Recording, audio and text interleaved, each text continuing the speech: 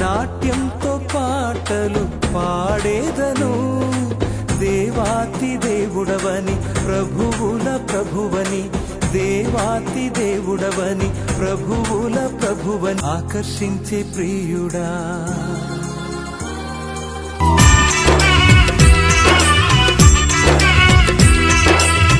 నీకొక్క కీర్తన పాడెదను యేసయ్యా.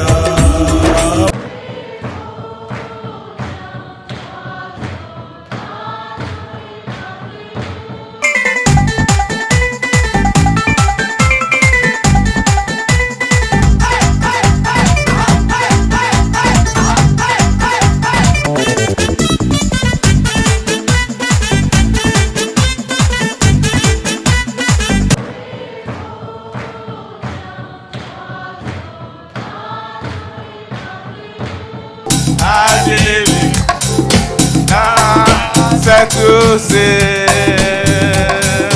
dans cette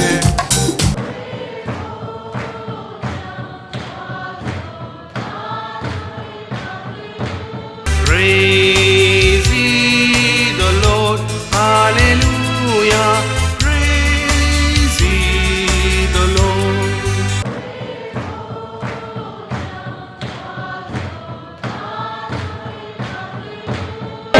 యేసయ్యా యేసయ్యా యేసయ్యా నా యేసయ్యా యేసయ్యా యేసయ్యా యేసయ్యా నా యేసయ్యా యేసయ్యా యేసయ్యా యేసయ్యా నా యేసయ్యా.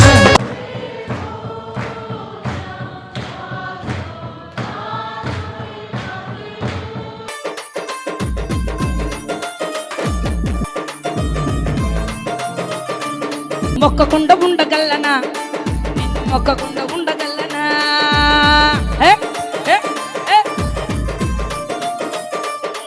అరే మొక్కకుండా ఉండగలనా, నిన్ను మొక్కకుండా ఉండగలనా.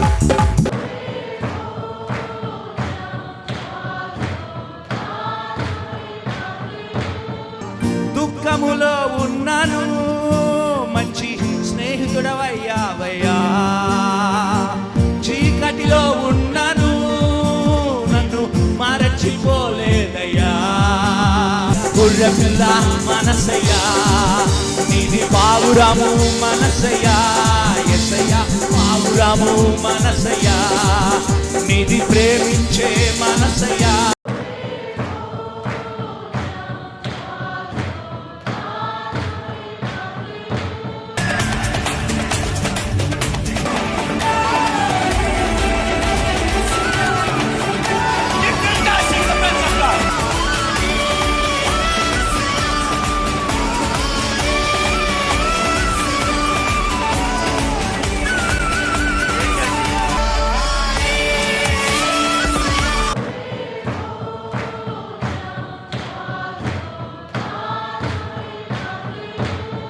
క్రీస్తునందు ప్రియమైన సహోదరి సహోదరులందరికీ శుభాభివందనములు. సత్యవాక్యము కార్యక్రమాన్ని చూస్తున్న మీ అందరినీ మరి ఒక రీతిగా కలుసుకోవటానికి దేవుడు మంచి సమయాన్ని అనుగ్రహించాడు. సహోదరులారా, ఈ వీడియో మొత్తం మీరు చూడండి. వీరి డాన్సు మీరు చూడాలని ప్రేమపూర్వకంగా తెలియచేస్తున్నాను. అయితే క్రొత్త నిబంధన ఎప్పుడు కూడా నాట్యమాడమని చెప్పట్లేదు. ఎఫెసీయులకు రాసిన పత్రిక 5వ అధ్యాయము 19వ వచనంలో ఒకరినొకడు కీర్తనలతోనూ సంగీతములతోనూ ఆత్మ సంబంధమైన పాటలతోనూ హెచ్చరించుచు మీ హృదయంలో ప్రభువును గూర్చి పాడుచు కీర్తించుచు. ఇక్కడ ఆత్మ సంబంధమైన పాటలతో అని చెప్పాడు, కానీ నాట్యముతో ప్రభువుని కీర్తించుడు అని చెప్పలేదు. మరో లేఖనం కొలసీలకు రాసిన పత్రిక 3వ అధ్యాయం 16వ వచనంలో సంగీతములతోనూ కీర్తనలతోనూ ఆత్మ సంబంధమైన పద్యములతోనూ. ఇక్కడ సంగీతములు అంటే ఆత్మ సంబంధమైనటువంటి విషయాల గురించి చెప్పబడినటువంటిది. ఒకరికొకడు బోధించుచు బుద్ధి చెప్పుచు కృపా సహితముగా మీ హృదయంలో దేవుని గురించి గానము చేసు సమస్త విధములైన జ్ఞానముతో క్రీస్తు వాక్యం మీలో సమృద్ధిగా నివసింపనీయుడి. ఇక్కడ లేఖనం ఏం చెబుతుందంటే గానము చేయుడి. గానము చేయుడు అంటే కీర్తనలు పాడుడి అని అర్థం. మరొక లేఖనంలో అపోస్తలుల కార్యం 16వ అధ్యాయము 25వ వచనంలో అయితే మధ్యరాత్రి వేళ పౌలును శీలయు దేవునికి ప్రార్థించుచు కీర్తనలు పాడుచుండ్రి. పౌలు శీలను ప్రార్థించినప్పుడు అక్కడ వాళ్ళను ఉత్సాహంతో నాట్యం ఆడటం లేదు, వాళ్ళు కీర్తనలు పాడుచుండిరి. ఇక్కడ నాట్యం ఆడినట్లు గ్రంథాలు మనం చూడలేము. రోమాపత్రిక 15వ అధ్యాయం 9వ వచనంలో ఈ హేతువు చేత అన్యజనుల్లో నేను నిన్ను స్తుతింతును, నీ నామ సంకీర్తనము చేయుదుమని వ్రాయబడింది. సంకీర్తనము చేయుదుమని వ్రాయబడిందే కానీ నాట్యం ఆడుదుము అని వ్రాయబడలేదు.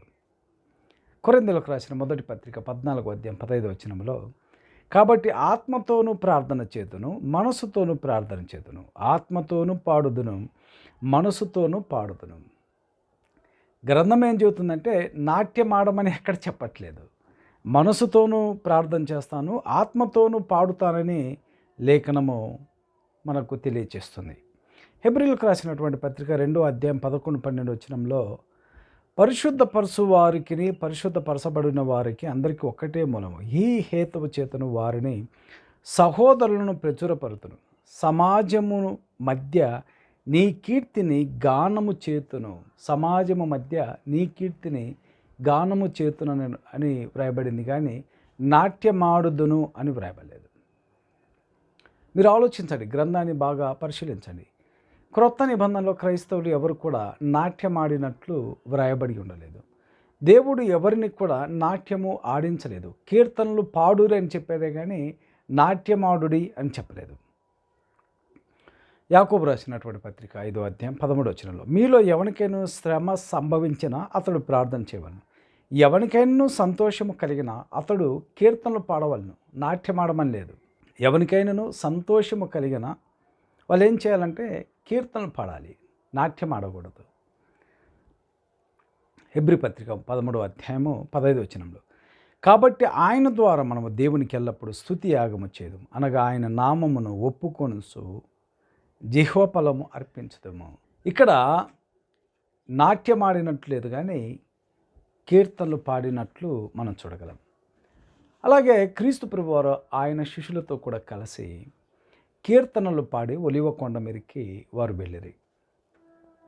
మత్తయి సువార్త 26వ అధ్యాయము 30వ వచనము, మార్కు సువార్త 14వ అధ్యాయము 26వ వచనంలో, అంతటా వారు కీర్తనలు పాడి ఒలీవ కొండకు వెళ్ళిరి.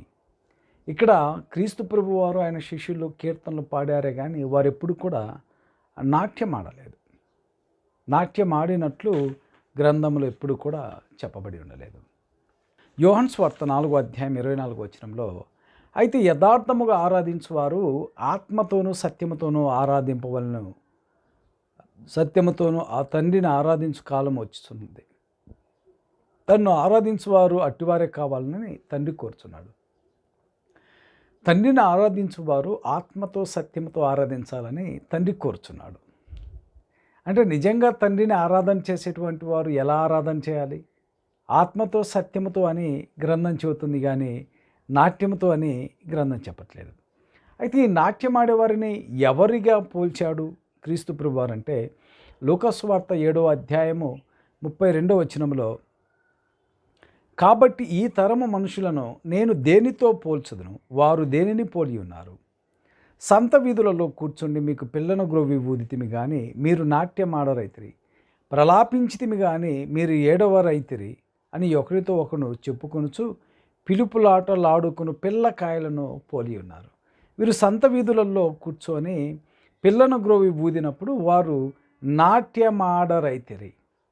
అంటే వీరు పిల్లను గ్రోవి పెట్టుకొని వాయిద్యాలు పెట్టుకొని నాట్యం ఆడే వాళ్ళను ఏమని చెప్పాడు క్రీస్తు ప్రభువారు అంటే, ఏమని చెప్పాడంటే పిల్లకాయలను పోలి ఉన్నారని చెప్పాడు. ఇంకా మనము గ్రంథంలో చూసినట్లయితే ఈ నాట్యం ఆడేవాళ్ళు ఎవరు? క్రైస్తవులు ఎక్కడ కూడా నాట్యం ఆడినట్టు క్రొత్త నిబంధనలో మనం చూడలేము.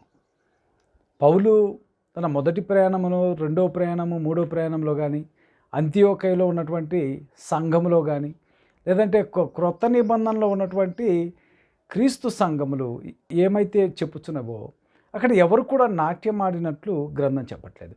అయితే నాట్యం ఆడేవారు ఎవరు అని మనం ఆలోచించినట్లయితే, పేతురు రాసినటువంటి మొదటి పత్రిక 4వ అధ్యాయము 3వ వచనంలో, మనము పోకిరి చేష్టాలు, దురాశలు, మద్యపానము, అల్లరితో కూడిన ఆటపాటలు,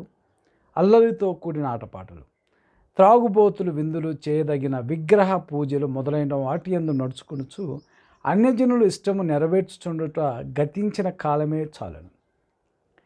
ఈ నాట్యమాడే వాళ్ళు ఎవరంటే అన్యజనులు అని చెప్పాడు.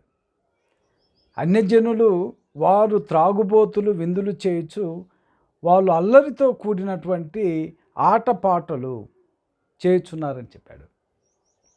అందుకని క్రొత్త నిబంధన ఎప్పుడు కూడా నాట్యమాడినట్లు చెప్పలేదు. కొరింథీయులకు రాసినటువంటి మొదటి పత్రిక 14వ అధ్యాయము 33వ వచనంలో, అలాగే పరిశుద్ధులు సంఘములన్నిటిలో దేవుడు సమాధానమునికే కర్త కానీ అల్లరికి కర్త కాదు. దేవుడు దేనికి కర్త అంటే సమాధానానికి కర్త, అల్లరికి కర్త కాదని గ్రంథం చెబుతుంది.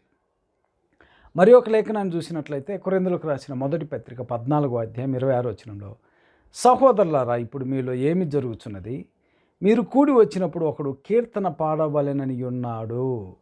ఇక్కడ కీర్తన పాడవలెనని ఉన్నాడే కానీ నాట్యం ఆడవలెనని ఉన్నాడని చెప్పలేదు. మొదటి శతాబ్దంలో క్రైస్తవులు ఎవరు కూడా నాట్యం ఆడినట్లు గ్రంథంలో వ్రాయబడలేదు. సమూయేలు 2వ గ్రంథం 6వ అధ్యాయం 14వ వచనంలో, దావీదు నాట్యం ఆడాడు, అది మందసం ముందు. చాలామంది దావీదు నాట్యం ఆడాడు, మనము కూడా ఆడదామని చాలామంది చెప్పుతుంటారు. దావీదు కాలము వేరు. దావీదు రాజు మందసం ముందు నాట్యం ఆడాడు. క్రొత్త నిబంధన కాలంలో ఉన్నాం మనం. క్రొత్త నిబంధన చట్టం క్రింద నాట్యం ఆడినట్లు గ్రంథం చెప్పట్లేదు, లేకుంటే నాట్యం ఆడమని కూడా చెప్పట్లేదు. పాత నిబంధన అది నీడ, క్రొత్త నిబంధన నిజస్వరూపము. పాత నిబంధన ఇజ్రాయేలీలకు ఇవ్వబడింది, క్రొత్త నిబంధన క్రైస్తవులకు ఇవ్వబడింది. అది శరీర సంబంధమైన పరిచర్య, క్రొత్త నిబంధన ఆత్మ సంబంధమైన పరిచర్య. పాత నిబంధనలో భౌతిక సంబంధమైన రాజులు ఉన్నారు, క్రొత్త నిబంధనలో క్రీస్తు ప్రభువు రాజై ఉన్నాడు, ఆయన రాజ్యాన్ని పరిపాలన చేస్తున్నాడు. పాత నిబంధనలో అభిషేకం ఉంది, ఆ అభిషేకము కూడా యాజకులను అలాగనే ప్రవక్తలను రాజులను అభిషేకించాలి. క్రొత్త నిబంధనలో బాప్తీసం పొందిన ప్రతి వ్యక్తి కూడా, పరిశుద్ధాత్మను వరాన్ని పొందుకున్న ప్రతి వ్యక్తి కూడా అభిషేకించబడినటువంటి వ్యక్తి. అందుకని క్రొత్త నిబంధన చట్టం క్రింద ఉన్నటువంటి వారు ఎవరు నాట్యం ఆడలేదు. పాత నిబంధన చట్టం క్రింద ఉన్నటువంటి వారిని అది మరణకారమగు పరిచర్య, రాళ్ళ మీద చెక్కబడిన అక్షర సంబంధమైనది, క్రొత్త నిబంధన ఆత్మ సంబంధమైనది. ఇది దీని ద్వారా జీవము కలుగుతుంది, దీని ద్వారా మనము దేవుని యొద్దకు చేర్చున్నాము. పాత నిబంధన మధ్యవర్తుల ద్వారా, దేవదూతల ద్వారా ఇవ్వబడింది. దీనికి క్రొత్త నిబంధన క్రీస్తు ప్రభువారి రక్తం ద్వారా క్రొత్త నిబంధన కలిగింది. దానికి మధ్యవర్తి క్రీస్తు ప్రభువారు. సో ఇప్పుడు మనము ఏ చట్టం క్రింద ఉందాము? ఇప్పుడు పాత నిబంధన చట్టం క్రింద ఉందామా? పాత నిబంధన కాలంలో దేవుడు అజ్ఞాన కాలంలో చూచి చూడని వదిలేచాడు. ఇప్పుడైతే అంతటా అందరూ మారు మనసు పొందాలి. అక్కడ సున్నతి ఉంది, ఇక్కడ బాప్తిసం ఉంది. అక్కడ పాపము చేస్తే రాళ్లతో కొట్టి చంపాలి, ఇక్కడ ద్రోహి అంటేనే పాపి అనింది. అక్కడ వ్యభిచారము చేస్తే రాళ్లతో కొట్టాలి, ఇక్కడ మోహపు చూపే వ్యభిచారం అనింది. అంటే ఇప్పుడు దావీదు నాట్యాన్ని మనం తీసుకోకూడదు. ఎందుకంటే దావీదు ఏ చట్టం క్రింద ఉన్నాడు? దావీదు ఏ చట్టం క్రింద ఉన్నాడని మనం ఆలోచించినట్లయితే పాత నిబంధన చట్టం క్రింద ఉన్నాడు. క్రొత్త నిబంధన చట్టం క్రింద ఎవరు నాట్యం ఆడలేదు. సహోదరులారా, మీరు గమనించండి. పాత నిబంధన చట్టం ద్వారా బలులు అర్పించేవాళ్ళు. ఇక్కడ క్రీస్తు ప్రభువారు గొర్రెపిల్లగా మన కోసము బలి అర్పించాడు. అందుకే అక్కడ ఏడాది పొట్టేలను బలిగా అర్పించేటప్పుడు ఇక్కడ క్రొత్త నిబంధనలో క్రీస్తు ప్రభువారు గొర్రెపిల్ల అయ్యాడు. అక్కడ పస్కా వధువు వధింపబడితే ఆ పస్కా వధువే క్రీస్తు అయ్యాడు. సో మనము ఆ పాత నిబంధన చట్టం క్రింద మనము జీవించకూడదు, పాత నిబంధన చట్టం ప్రకారము నడవకూడదు. అక్కడ దశమ భాగం ఉంది, ఇక్కడ వర్ధిల్లిన కొలది ఇవ్వమని ఉంది. అంటే పాత నిబంధనకు క్రొత్త నిబంధనకు వ్యత్యాసం అన్నది. మనం పాత నిబంధన చట్టం క్రింద నడిపించటానికి క్రీస్తు రాలేదు. క్రీస్తు ఎందుకు వచ్చాడంటే క్రొత్త నిబంధన చట్టాన్ని ఇవ్వటానికి వచ్చాడు. ఆ చట్టం క్రింద జీవించటానికి మనకు ఇవ్వబడిందే. కానీ దావీదు నాట్యం ఆడాడు, దావీదు నాట్యాన్ని నేను ఫాలో అవుతానంటే అదంతా కూడా తప్పది. అందుకని వీరి నాట్యాన్ని మీరు ఆలోచన చేసినట్లయితే అన్యజనులతో సమానం వీరు. అన్యజనులకి ఎలాగైతే రక్షణ లేదో వీరికి కూడా రక్షణ లేదు. సరే, మీరు అనుకున్నట్లు అన్యజనులకు రక్షణ లేదు, మరి వీరికి కూడా ఎందుకు రక్షణ లేదు అని మీరు ఎలా చెప్పగలరు అని నన్ను ప్రశ్నించినట్లయితే బైబిల్ గ్రంథంలో ఉన్నటువంటి సంఘం ఒక్కటే.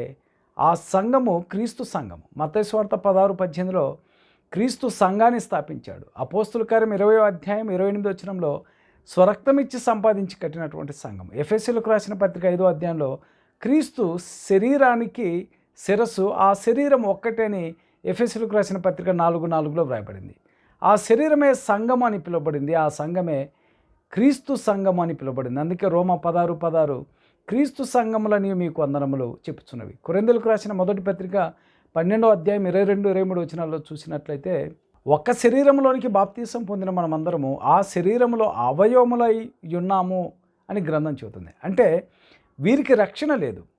రక్షణ ఎక్కడుంది అని మనం ఆలోచించినట్లయితే ఎఫెసీయులకు రాసినటువంటి పత్రిక 5వ అధ్యాయం 23-25 వచనాలు మనము చదువుకున్నట్లయితే క్రీస్తే శరీరమునకు రక్షకుడు. అంటే అర్థం ఏమిటి అంటే క్రీస్తే సంఘానికి రక్షకుడై ఉన్నాడు. సో అన్యజనులకు ఎలా రక్షణ లేదో వీరికి కూడా రక్షణ లేదు. ఈ రక్షణ లేనటువంటి వారు నాట్యం ఆడుతూ అనేక మంది అమాయక ప్రజలను అసత్యంలోనికి నడిపిస్తున్నారు. సో వీరు నరకానికి వెళ్ళటమే కాకుండా అనేక మంది నరకానికి వెళ్తున్నారు. అయ్యలారా, సత్యం తెలుసుకోండి. బైబిల్లో ఉంది ఒకే సంఘము, అదే క్రీస్తు సంఘము. క్రీస్తు సంఘాన్ని స్థాపించాడు. సంఘానికి క్రీస్తు రక్షకుడు.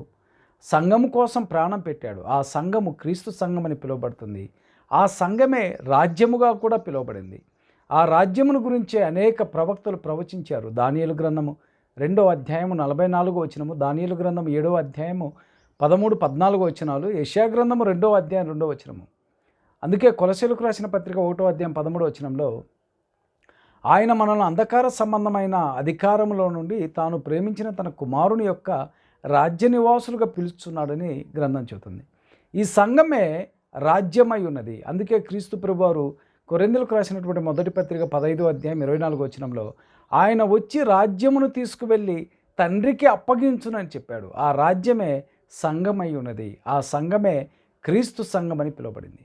దయచేసి మీరు ఈ అబద్ధ బోధకుల నుండి మీరు బయటపడి సత్యమేదో, బైబిల్లో ఉన్నటువంటి సంఘం ఏమిటో, ఆ సంఘమును కూర్చున్నటువంటి సత్యం మీరు తెలుసుకోవాలని, మీరు రక్షింపబడాలనేటువంటి ఉద్దేశంతో నేను ఈ వీడియో చేస్తున్నాను. కానీ ఎటువంటి దురుద్దేశంతో కానీ, లేదంటే పాపులారిటీ కోసం కానీ, పేరు ప్రఖ్యాతలకు కోసము కానీ అది ఏమాత్రం కాదు.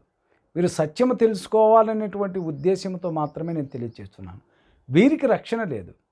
వీరు పరలోకానికి వెళ్ళరు, మిమ్మల్ని పరలోకానికి తీసుకువెళ్ళరు. ఈ యొక్క అబద్ధ బోధకుల యొక్క చేతిలో నుంచి మీరు బయటపడాలని ప్రేమపూర్వకంగా తెలియచేస్తున్నాను. మీ అందరికీ శుభాభివందనములు. దేవుడు మిమ్మల్ని దీవించునుగాక.